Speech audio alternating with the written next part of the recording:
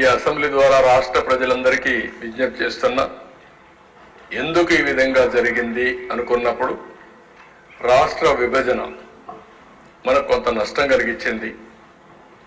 ఆ రాష్ట్ర విభజన కూడా అధిగమించడానికి మనం ఆ రోజు అనేక కార్యక్రమాలు ఆలోచించి తెలంగాణ రాష్ట్రానికి ఏవైతే అడ్వాంటేజ్ వచ్చాయో మనం అవన్నీ కూడా ఏ విధంగా అధిగమించాలి, ఏ విధంగా ఇక్కడ ఒక ఎకో సిస్టమ్ క్రియేట్ చేసుకోవాలని ఆలోచించాం.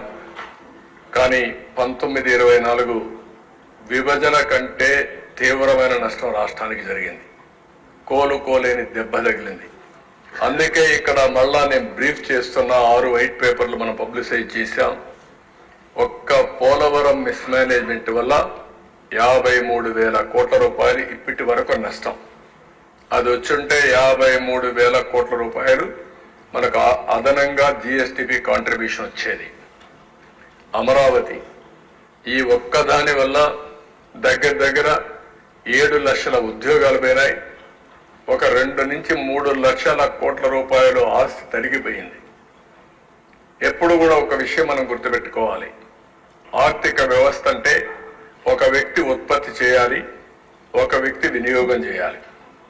అది ప్రోడక్ట్ కావచ్చు, మ్యానుఫ్యాక్చరింగ్లో వరి ధాన్యం పండించే రైతు నుంచి వచ్చే ధాన్యం కావచ్చు, ఫ్యాక్టరీ నుంచి వచ్చే సూదులు కావచ్చు, లేకపోతే ఏదైనా వస్తువులు కావచ్చు, లేకపోతే సర్వీస్ అన్నప్పుడు మనం అనేక సర్వీసులు తీసుకుంటా ఉంటాం. ఇప్పుడు బ్యాండ్ విత్ వాడతాం, దానికి డబ్బులు కడతాం, సెల్ ఫోన్కి వాడతాం, దానికి యూజర్ ఛార్జెస్ కడతాం, ఇలాంటివన్నీ ఉంటాయి.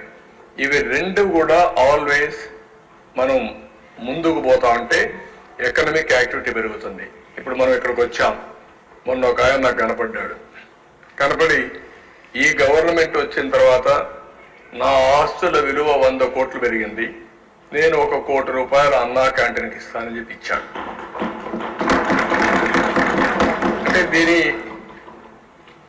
అసెస్మెంట్ ఏంటి?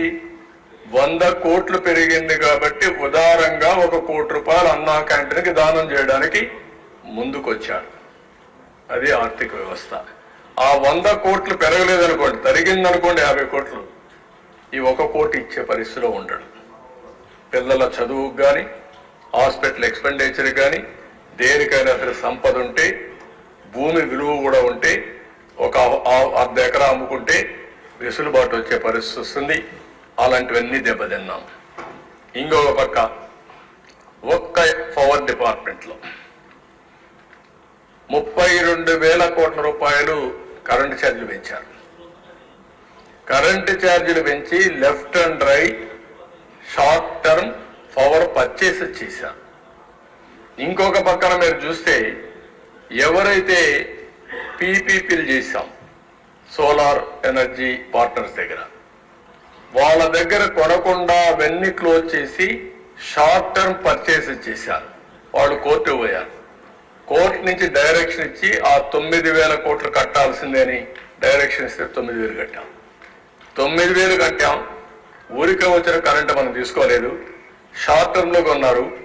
7 రూపాయలు 8 రూపాయలు పెట్టి కరెంటు కొన్నారు, 10 రూపాయలు పెట్టి కరెంటు కొన్నారు. అలాంటి మిస్మేనేజ్మెంట్లు పెద్ద ఎత్తున జరిగాయి. అంటే ఒక పక్కన విక్టిమైజేషన్కి వెళ్ళారు, అసమర్థం ఆలోచించారు, ఆలోచన లేకుండా ఆలోచించారు.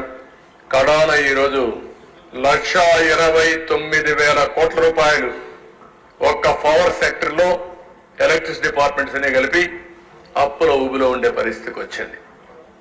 ఇది ఎప్పుడు కూడా సమర్థవంతమైన పాలన ఉంటే ఎక్కడికక్కడ వెసులుబాటు వస్తుంది. అసమర్థుల పాలన ఉంటే ఈ విధంగా క్షీణించిపోయే పరిస్థితులు వస్తాయి. నెక్స్ట్, నేచురల్ రిసోర్సెస్, దేవుడిచ్చిన సంపద, ఇసుక, ఎన్ని అరాచకాలు జరిగాయో చూసాం. ఎవరు చెప్పినా ఏం లేదు. 7,000 కోట్ల రూపాయలు దోచుకున్నారు. భూగర్భ ఖనిజ సంపద ఎక్కడికక్కడ వెరైటీస్ కావచ్చు, లైమ్ స్టోన్ కావచ్చు, క్వార్ట్జ్ కావచ్చు, లెటరైట్ కావచ్చు, గ్రనైట్ కావచ్చు, క్వారీలు కావచ్చు, మొత్తం దోచుకునే పరిస్థితికి వచ్చారు. దీనివల్ల విపరీతంగా ఒక 10,000 కోట్లు ప్రాథమిక అంచనాల ప్రకారం నష్టం వచ్చే పరిస్థితి వచ్చింది. ఇంకో పక్కన మద్యం మొత్తం ఓన్ బ్రాండ్లు పెట్టారు. ప్రజారోగ్యాన్ని దెబ్బతీసే పరిస్థితికి వచ్చారు. దగ్గర తెలంగాణకు మనకు 20,000 కోట్ల రూపాయలు వ్యత్యాసం వచ్చే పరిస్థితి వచ్చింది. ఇయర్ ఆన్ ఇయర్ 10,000 కోట్లు 12,000 కోట్లు డిఫరెన్స్ వచ్చే పరిస్థితి వచ్చింది. మనకు రావాల్సిన ఆదాయం 17,000 కోట్ల రూపాయలు తగ్గిపోయే పరిస్థితికి వచ్చింది. ఇక్కడ పెట్టిన బ్రాండ్లు రేట్లు చూసిన తర్వాత కర్ణాటక, తెలంగాణ, తమిళనాడు, ఒరిస్సా ఏదైతే వాళ్ళ బ్రాండ్స్ ఇక్కడ వచ్చి అమ్ముకునే పరిస్థితికి వచ్చారు. లా అండ్ ఆర్డర్ నిన్నే మాట్లాడాం. ఇవన్నీ మాట్లాడి అందరిపైన కేసులు పెట్టే పరిస్థితికి వచ్చారు.